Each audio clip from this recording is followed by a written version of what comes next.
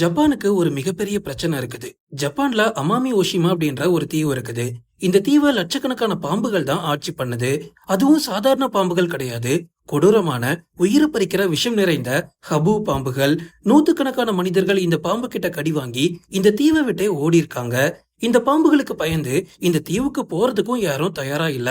இதனால Japan government சில scientist கிட்ட ஐடியா கேக்குறாங்க. இந்த அமாமி உஷிமா தீவை காப்பாத்த அவங்க போட்ட பிளான் என்ன தெரியுமா?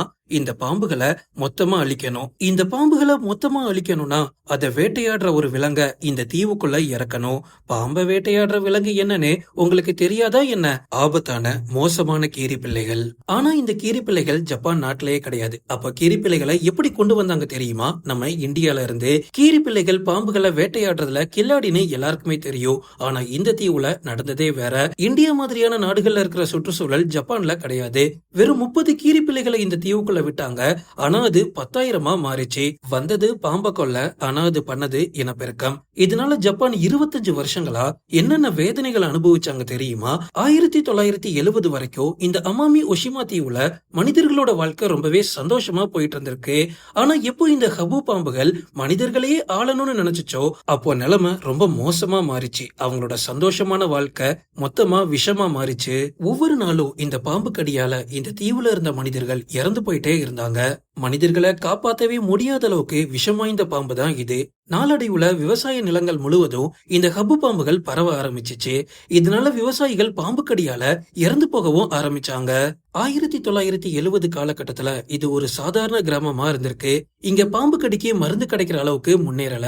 இனிமே உயிர் பொழைக்கணும் அப்படின்னா இந்த இடத்தை விட்டு போயே தீரணும் அப்படின்னு விவசாயிகள் தங்களோட சொந்த இடங்களை அப்படியே விட்டுக்கிட்டு நகரங்களுக்கு குடிபெயர ஆரம்பிச்சாங்க. இப்போதான் இந்த பிரச்சனை சூடு பிடிக்குது. இந்த தீவை சேர்ந்த மக்கள் தங்களோட உயிரை காப்பாத்த கவர்மெண்ட் கிட்ட உதவி கேட்டாங்க.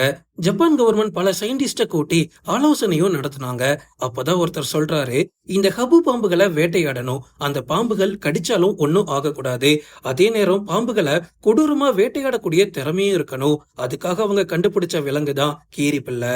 கீரி பிள்ளைகளை கூட்டிட்டு வந்தா அந்த பாம்புகளை கொன்னுடும். அப்புறமா இந்த தீவுல இருந்து கீரி பிள்ளைகளை எடுத்துடலான்னு இந்தியாவோட ஒப்புதலோட 30 கீரி பிள்ளைகளை கூட்டிட்டு வந்து இந்த தீவுல விட்டாங்க. கீரி பிள்ளைகளை பொறுத்த வரைக்கும் இந்தியா, பங்களாதேஷ், பாகிஸ்தான், நேபாள் மற்றும் பூட்டான் மாதிரியான நாடுகள்ல தான் வாழ முடியும். அதை அப்படியே தூக்கிட்டு போய் ஜப்பான்ல போட்டோம்னு வைங்களேன், அந்த சுற்றுச்சூழல்ல கீரி பிள்ளைகளால அடாப்ட் பண்ணிக்கவே முடியாது. கீரி பிள்ளைகளுக்கு முதல்ல இந்த தீவு சுத்தமா பிடிக்கல. பாம்பை பார்த்தா கம்முன்னு போயிருக்கு. பாம்புகளை ஆக்ரோஷமா வேட்டையாடுற வேலையை மொத்தமா மறந்துகிட்டு அந்த நாட்டு கிளைமேட்டுக்கு ஏற்ப ரொமான்ஸ் பண்ணி இனப்பெருக்கம் பண்றதுலயே குறிக்கோளா இருந்திருக்கு. அப்ப யோசிச்சு பாருங்க, வந்த வேலை வேட்டையாட, ஆனா கீரி பிள்ளை எவ்வளவு ஜாலியா இருந்திருக்கும். அப்போ இந்த கீரி பிள்ளைகள் சாப்பாடுக்கு என்னதான் பண்ணுச்சு அப்படின்ற கேள்வி நிறைய பேருக்கு இருக்கும். அங்கதான் ஒரு மிகப்பெரிய ட்விஸ்ட். ஜப்பான் கொஞ்சம் கூட யோசிச்சே பார்க்கல. இந்த கீரி பிள்ளைகள் இந்த தீவுல துள்ளி குதிச்சு ஜாலியா இருந்த முயல்களை வேட்டையாடி சாப்பிடும் அப்படின்னு. பாம்புகளை தவிர எல்லா உயிர்களையும் வேட்டையாடி வேட்டையாடி இந்த தீவையே தன்னோட கண்ட்ரோல எடுக்க ஆரம்பிச்சிருக்கு இந்த கீரி பிள்ளைகள். ஒரு பக்கம் இனப்பெருக்கம் பண்ணிட்டு இருக்கு, இன்னொரு பக்கம் அப்பாவி உயிர்களை மொத்தமா எடுத்து சாப்பிடவும் ஆரம்பிச்சிருக்கு இந்த கீரி பிள்ளைகள். எண்ணிக்கையில ரொம்பவே குறைவா இருந்த சில உயிரினங்களையும் சாப்பிட ஆரம்பிச்சிருக்கு இந்த கீரி பிள்ளைகள். சில இனங்கள் மொத்தமா அழியிற அளவுக்கு கீரி பிள்ளைகள் வேட்டையாடி இருக்கு. ஜப்பான் கவர்மெண்ட் இதை கொஞ்சம் கூட எதிர்பார்க்கவே இல்ல.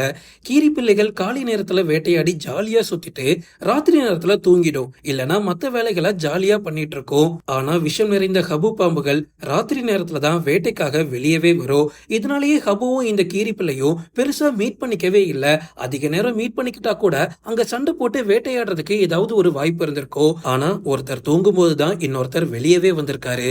ஒரு பக்கம் பாம்புகளோட எண்ணிக்கையும் அதிகமாயிட்டே போகுது, இன்னொரு பக்கம் இந்த கீரி பிள்ளைகள் தீவையே நாசம் பண்ணிட்டு இருக்கு. மீதம் இருந்த கொஞ்ச நஞ்ச மக்களும் தொடர்ச்சியா இறந்துகிட்டே வந்தாங்க. என்னடா பண்ணலான்னு ஜப்பான் விஞ்ஞானிகளுக்கு ஒண்ணுமே புரியல. 25 வருஷத்துல 30 கீரி பிள்ளைகள் 10,000 மாறிச்சு. இந்த மொத்த தீவும் இப்போ கீரி பிள்ளைகளோட கண்ட்ரோலுக்கு வந்துச்சு. ஆரம்பத்துல இங்க இருந்த மனிதர்கள் பாம்பு கிட்ட போராடிட்டு இருந்தாங்க. இப்போ கீரி பிள்ளை கூட சண்டை போட்டுட்டு இருக்காங்க. மனிதர்களோட நிலைமை மாறவே இல்ல. இப்போ பாம்புகளை விரட்ட போட்ட மீட்டிங் சயின்டிஸ்ட் கூட கீரி பிள்ளைகளை விரட்ட போட்டிருக்காங்க. இப்போ ஒரு சயின்டிஸ்ட் கொடுத்த ஐடியா என்ன தெரியுமா? வேட்டையாடக்கூடிய நாய்களை இந்த தீவுக்குள்ள கொண்டு வரலாம். இந்த மங்கூஸ் எல்லாத்தையும் தீவை விட்டே விரட்டணும். இதனால வேட்டையாடக்கூடிய நாய்களையும் ரொம்ப ட்ரெயின் பண்ண அதிகாரிகளையும் கூட்டிட்டு இந்த தீவுக்குள்ள வந்தாங்க. வலைகள் மூலமா இந்த கீரி பிள்ளைகளை பிடிக்கவும் பிளான் போட்டாங்க. இந்த தீவோட மூல முடுக்கெல்லாம் சல்லடை போட்டு சலிச்சாங்க. எப்படியாவது இந்த கீரி பிள்ளைகளை இந்த தீவை விட்டு கூட்டிட்டு போகணும், இல்ல இங்கேயே கீரிப்பிள்ளையே கொன்னுறணும் அப்படின்னு மொத்த பேரும் முடிவுல இருந்தாங்க. வேட்டையாடுற நாய்களும் ஆபீசர்ஸும் இந்த தீவை சுத்தி சுத்தி வந்தாங்க. கீரிப்பிள்ளைகள் ரொம்ப வேகமா ஓடும், உங்களுக்கே தெரியும். அதனால பிடிக்கிறதுக்கு ரொம்ப கஷ்டமா இருந்துச்சு. இதனால கேமரா மூலமா எங்கெல்லாம் கீரிப்பிள்ளைகள் கோடி நிக்குதோ அங்க வலைகளை போட்டு கொத்து கொத்தா புடிச்சிட்டு போனாங்க. இது ஒண்ணும் 1-2 நாள் நடக்கலங்க. வருஷக்கணக்கா சம்பளம் கொடுத்து கீரி பிள்ளைகளை பிடிக்கிறதுக்காகவே ஜப்பான் கவர்மெண்ட் ஆளுகளை கூட்டிட்டு வந்தாங்க. இதுல சில பேர் பாம்பு கடிச்சு இறந்தும் போனாங்க. இந்த தீவோட எக்கோ சிஸ்டமே மொத்தமா தலைகீழ மாறிடுச்சு. அமிமா ஒஷிமால வருஷங்கள் போக போக பாம்பு கடிக்கான மருந்தையும் கொண்டு வந்தாங்க. கிட்டத்தட்ட இங்க இருந்த மொத்த கீரி பிள்ளைகளையும் பிடிச்சிட்டு போக ஜப்பான் கவர்மெண்ட்டுக்கு 20 வருஷம் தேவைப்பட்டிருக்கு. இன்னைக்கு இந்த தீவுல எந்த ஒரு கீரி பிள்ளையும் இல்ல அப்படின்னு ஜப்பான் கவர்மெண்ட் சொல்லுது. என்னதான் இங்க இருந்து கீரி பிள்ளைகளை பிடிச்சிட்டு போயிருந்தாலும் சிலதா கொண்டு இருந்தாலும் அதுங்க ஏற்படுத்தின சேதத்துல இருந்து இப்ப வரைக்கும் இந்த தீவால மீண்டு வர முடியல. இந்த தீவுக்காக மட்டுமே ஜப்பான் கவர்மெண்ட் இதுவரைக்கும் பல கோடிகள் செலவு பண்ணிருக்காங்க. இதுல இருந்து நம்ம தெரிஞ்சுக்க வேண்டிய விஷயம் ஒன்னே ஒண்ணுதான், இயற்கைய அது பாட்டு விட்டுறணும். என்னதான் ஜப்பான் கவர்மெண்ட் தலை சிறந்த சயின்டிஸ்ட் டீமை கூட்டிட்டு வந்து மீட்டிங் போட்டாலும் இயற்கையை யாராலையும் மாத்த முடியாது. ஓகே ஃப்ரெண்ட்ஸ், இதோட இந்த வீடியோவை நான் முடிச்சுக்கிறேன். இந்த வீடியோ பத்தி நீங்க என்ன நினைக்கிறீங்க அப்படின்னு மறக்காம கமெண்ட்ல சொல்லிடுங்க.